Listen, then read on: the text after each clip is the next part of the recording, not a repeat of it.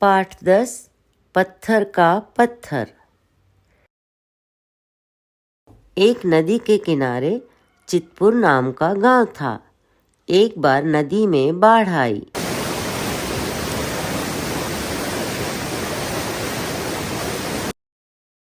बाढ़ थमने पर गांव का ही एक लड़का राजू नदी किनारे गया। अरे, यह चट्टान कहाँ से आई? यह तो हूबहू गणेश जी जैसी दिखाई दे रही है। मैं गांव में सबको बताऊंगा कि गणेश जी हमारी रक्षा के लिए स्वयं प्रकट हुए हैं। राजू गांव की ओर भागा। तभी एक मूर्तिकार चेतन वहां आया। वाह, कितना सुंदर और चमकीला पत्थर है। मेरी अगली कलाकृति के लिए एकदम सही।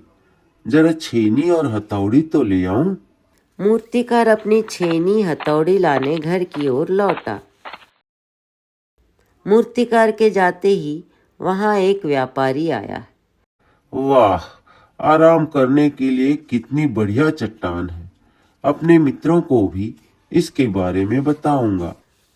कुछ देर सुस्ताने के बाद व्यापारी भी चला गया। उसी समय घुड़सवार सैनिक आया।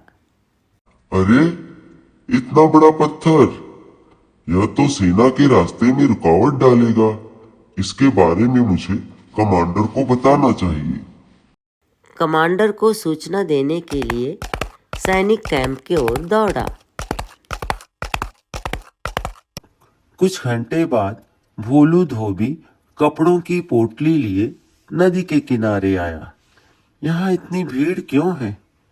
यह चट्टान गणेश जी के समान है। हम गांव वाले इसकी पूजा करेंगे। नहीं नहीं, इस चट्टान से मैं एक कलाकृति बनाऊंगा। इस पर मैं और मेरे जैसे राहगीर आराम करेंगे।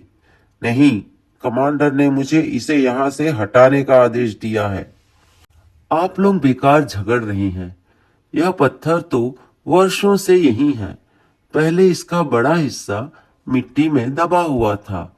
बाढ़ मिट्टी को बहा ले गई, सो वही पत्थर अब चट्टान जितना दिखाई दे रहा है। हम इस पर कपड़े धोते थे। इससे नदी का जल प्रदूषित हो रहा था। अब नई जगह धोबी घाट बना दिया गया है। धोबी की बात सुनकर सब लोग मुंह लटकाकर वापस चले गए। संदेश: नदी में कपड़े धोना भी जल प्रदूषण का कारण है।